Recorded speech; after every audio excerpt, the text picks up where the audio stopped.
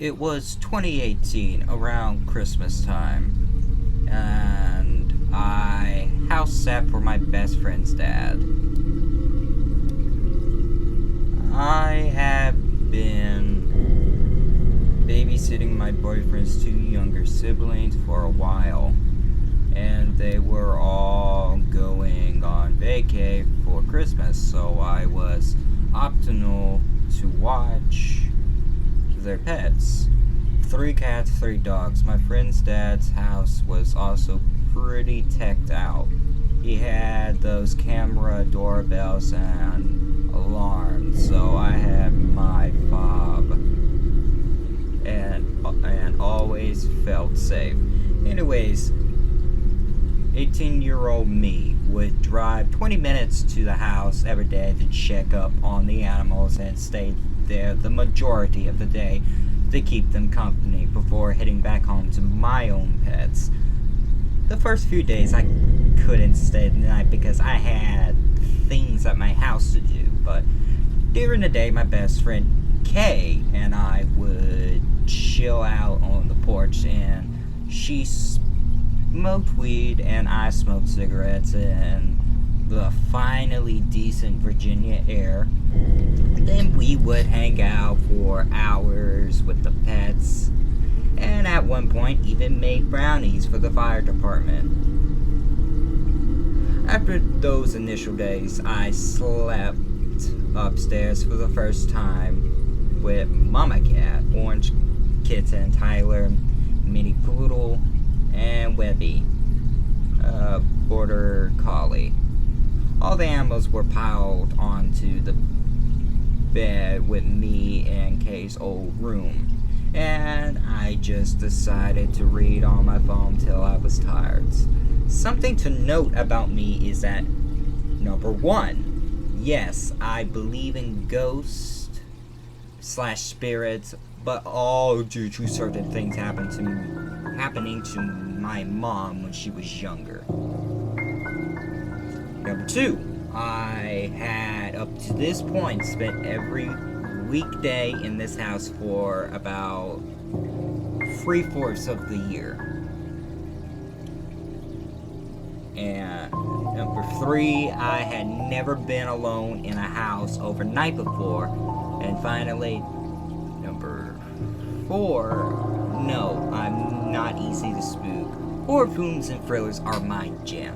So when sounds at 11 p.m. rolled around, I thought it was just my brain playing tricks on me. I had been reading when it sounded like a car had pulled up to the house. The driveway is probably like about 300 feet from the main road. I had already shrugged that off as probably the neighbor, which are like 100 feet to the left. But then it sounded like the door opened and a man's voice started talking. It was loud enough to hear, but not loud enough for me to really understand. But the alarm didn't sound off and the pets didn't even flinch, so I knew it was just my brain playing tricks on me. Fast forward to the next morning, Kay drops by and I tell her about it, jokingly saying, "The ghosts are after me."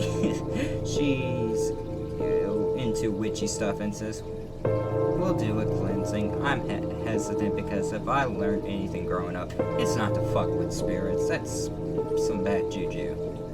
Alas, I let her drag me around the house holding candles and rocks as she did her thing and we cleansed the house.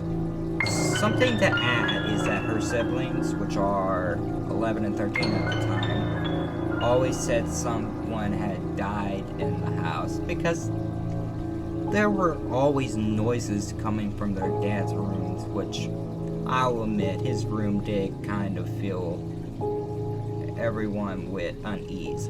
His closet slightly washed everyone over with a sense of doom. It was weird and I always ignored it because I ain't here for that pussy shit. Night comes again and this time I only leave Ford, a pit bull guard dog, outside / in his kennel. It connected to a doggy door so he could go out and pee or sleep inside. So I'm lying in the room, door open, because a bitch ain't got fear to grow ass. Dogs on top of me. Oh, and 3 cats all around me.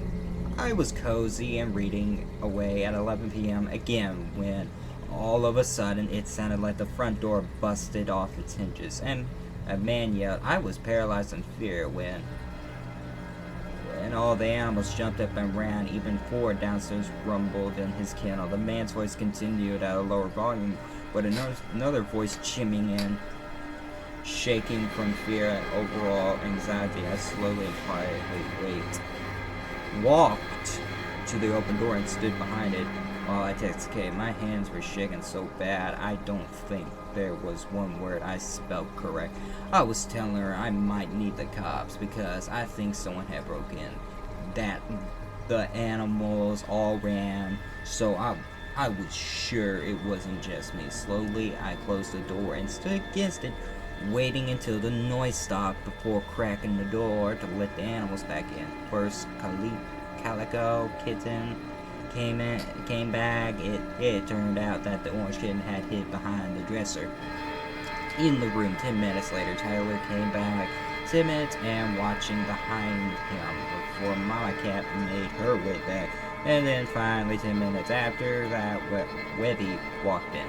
And when the crew all back inside the room and me nearly pissing myself and shaking, I crawled back in bed without making any sound and let Mama Cat and Webby sit at my feet and stared down the door as Tyler stayed in my arms for the rest of the night. I'm pretty sure I fell asleep when the sun rose.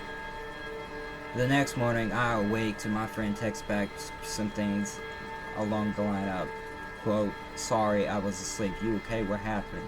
So she came by and over a cup of tea, I explained it all to her, jokingly telling her she pissed off the spirits in the house and how I nearly called the cops on a ghost.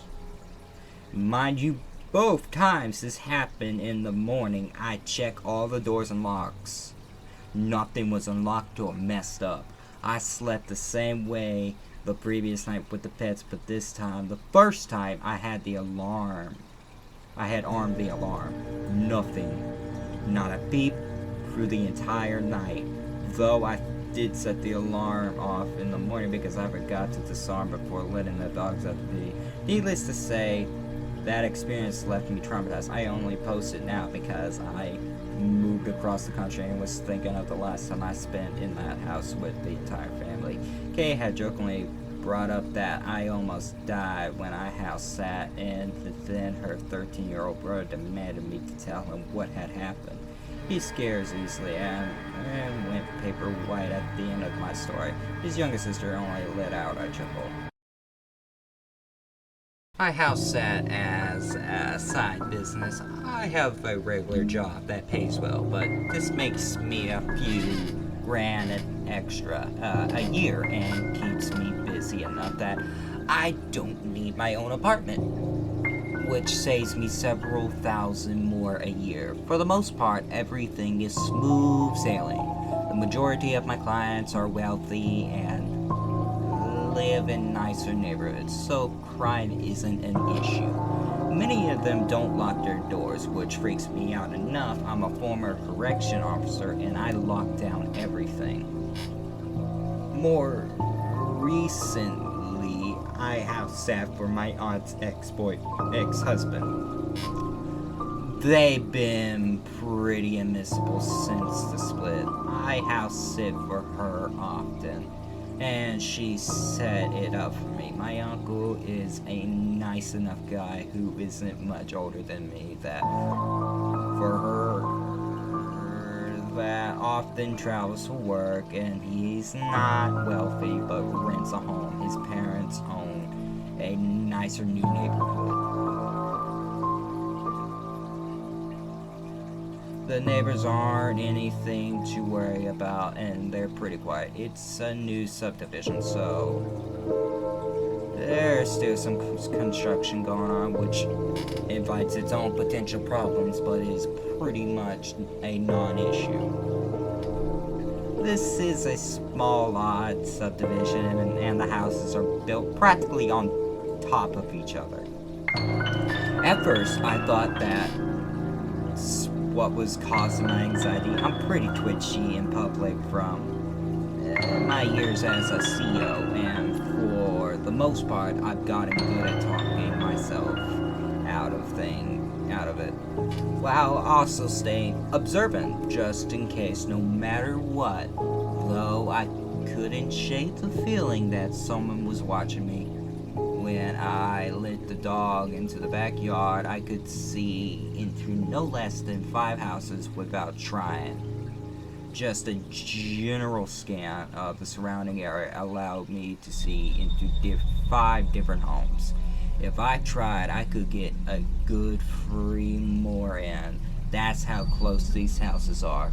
I was just standing in the doorway. Most are still under construction, with workers moving about and on roofs, so I'm fortunately not actually looking into anyone's homes. I don't think they're what gave me the feeling, because it just got worse as the sun set and the workers went home. My uncle keeps his blinds shut. I never opened them. The feeling was worse in the living room, which is where I spend the bulk of my time. The dog, to her credit, seemed obvious to that being watch sensation, so I tried to shrug it off as my own irrational nerves. On my last day there, I vacuumed as part of getting the house ready for my uncle to come home. That sensation was at an all-time high, and had me tiptoeing around like it would hide me from who or whatever was watching me.